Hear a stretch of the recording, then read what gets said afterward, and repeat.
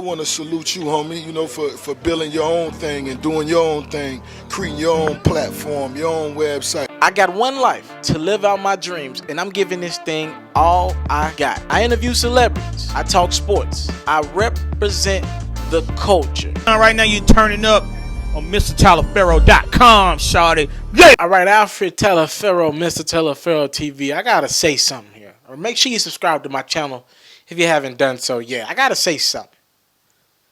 Lil Wayne, man. And I don't want people to think I'm too hard. I know I do a lot of blogs on Lil Wayne, the whole Birdman situation. It's not my fault this dude is in the news. I'm just reporting on the top stories. Gotta say something real quick. And there's no reporting element to this disclaimer. And people think that it's the fact that I'm not a Lil Wayne fan. Am I upset at some of his decisions over the last couple of years? Some of the things he's said? Yes. And have I disowned Wayne from the standpoint I ain't listening to any more of his music? I'm done with Wayne's music. It's just where I'm at in life. It does nothing for me. But do I still enjoy a Wayne verse from now and then? Yeah, but you talking about listening to projects, taking time out of the day to type in Lil Wayne? It's just not what I am. Even when I go see him perform, I just think about what he was. You know, I seen Lil Wayne perform about a couple months ago. But I gotta say this. I'm sitting here watching Lil Wayne do an interview with the Nine Club, a skateboard podcast. And nothing is wrong with that because we understand that Lil Wayne is into skateboards. But what does upset me is the fact that, to me, I've been watching Lil Wayne. I've been following his interview spin. He's scared of black media. Lil Wayne is scared of black media.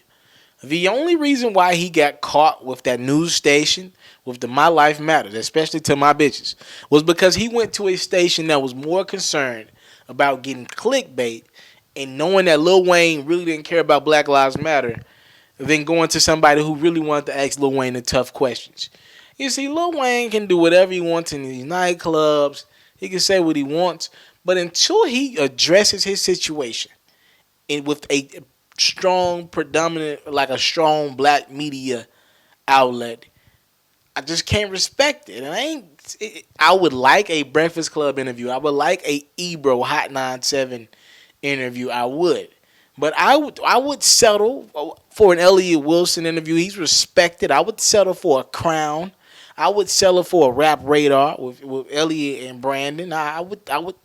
This is what I want, man. Somebody that's gonna ask this guy tough, real questions about his situation. And Birdman, about what's going on with Nicki and Drake from the standpoint of under him, what's going on with these Jay-Z reports, what's your real opinion of Black Lives Matter, and more or less to keep Lil Wayne's legacy going. Like, people ask me, how do you know so much about hip-hop? I don't know that much. What I do now, when I'm watching Hot 97, when I'm watching Rosenberg, when I'm watching Charlemagne and Breakfast Club, I'm listening to the stories.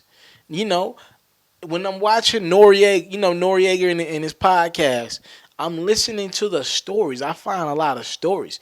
And what that has helped do is close the gap from the 90s to me. I don't know anything about 90s hip-hop, like from the standpoint of stories. And I hate people telling me go listen to the music. Well, the music doesn't put me in that place. For example, this Drake and Meek Mill beef. This is my era, right? So 20 years from now, I'll tell somebody that Drake, the biggest artist in the game, Meek Mill, who was one of the biggest rap stars in the game, they were beefing. It was on Twitter. At that point, there'll be another social media outlet. At that point, Drake and Meek Mill probably careers will be in totally different places. Probably won't even be rapping like that. And I can't explain to them how important it was to our culture at the time because they won't be in the culture. Just like how it's tough for me to understand the Tupac, B.I.G. Biggie, and that's the probably the biggest. So I understand that one the most. It's just tough to understand the Jay-Z and Nas, the Ether War. You know what I'm saying? It's just tough because I wasn't in that era. So I need those hip-hop stories and hear it from the source, hear it from the mouth themselves. Tell me how it was. I need that.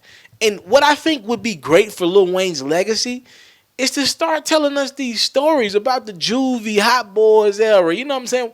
We need to hear these stories. That's the only way you can. There's a whole audience out there of young fans who don't know who the hell Lil Wayne is.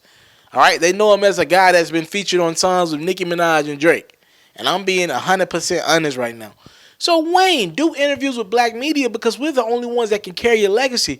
You damn sure ain't finna get asked no hip hop questions on Undisputed or on First Take or on Nine Club. All right? This is a reason why some of these people are put in positions. There's a reason why they're at top urban stations, because they supposed to be the ones to carry the culture. It's because they know the most. They have the correct questions to ask. They have the most timely questions to ask, and they know how to bridge the gap. Wayne, you don't get it. There's a whole generation that don't know who the hell you are because you're not bridging the gap. We thought Birdman was going to do that with Breakfast Club. He ended up doing that with Ebro in the morning. And Big Boy is also another one. I'm so sorry. I forgot about Big Boy and Sway. I would love interviews there as well. Apologies to the OGs. We just need the gaps to be bridged, all right? There's so much great black media out there where Wayne can get his voice heard. Tell us what's going on with Birdman as far as you can without it being a legal dispute. Tell us what's going on so we can know what the hell we're fighting for. A lot of us don't even understand what the $51 million reported lawsuit with Birdman is even about. Now, we know you can't get into specifics about the case and what's going on. You don't want to mess nothing up and pretty much hurt your chance of getting that money. But tell us what's going on. Fans want to know just something. And you're not doing popular platforms, meaning you're not reaching people. You know what I'm saying? You're reaching, you go do a First Take or an Undisputed, you're reaching sports fans who casually know who Wayne is. You go do a Nine Club, you ain't reaching no black people at all. You're reaching a skateboard audience. Certain media can get your message out quicker. You just announced a funeral project today on that Nine Club interview. Don't you know what kind of media chaotic event it used to be when Wayne announced a mixtape? Or Wayne announced a project, and now it's just the back end of a story. Now it's just back page news.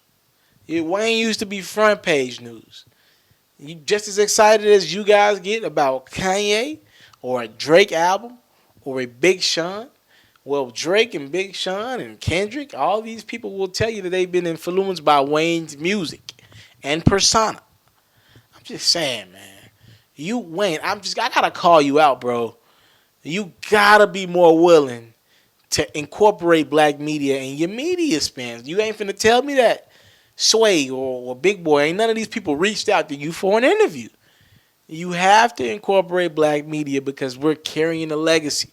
The hip hop legacy, you just bridge a gap, man. And I guarantee you, a lot of people are gonna be like, man, this is why I rock with Wayne. The honesty, the this, the that. You cannot be scared of black media, man. It's just ridiculous. He doesn't have great relationships with Ebro. He doesn't have great relationships with Breakfast Club for obvious reasons. But you beefing with Elliott Wilson? I don't think that's the case. Rap Radar, it's a damn good platform to pretty much talk about what's going on. Your manager even did the interview. Sheesh. He just manages you. He did an interview talking about you for an hour. Sheesh. Do an interview. Do an interview with Big Boy. Do an interview with Sway. Something, man. But what the hell you doing now is just honestly embarrassing. It's embarrassing. Be honest with you. Damn. Give me an interview if you're gonna do this. I'm cool with not getting an interview when people like, man, I'm doing bigger media outlets. You know what I'm saying? I'm just here right now. I don't want to do a smaller media outlet. I'm cool with that, even though I look at myself and I know I can ask some tough questions. And anybody who's ever interviewed with me, I've had so many people tell me, you're a great interviewer. You're one of my best interviews I've ever had. I've had so many people tell me that.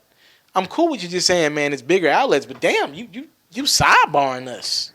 You doing small media outlets. It's crazy. Small radio stations. It's just to me, if you're Wayne, you're Lil Wayne.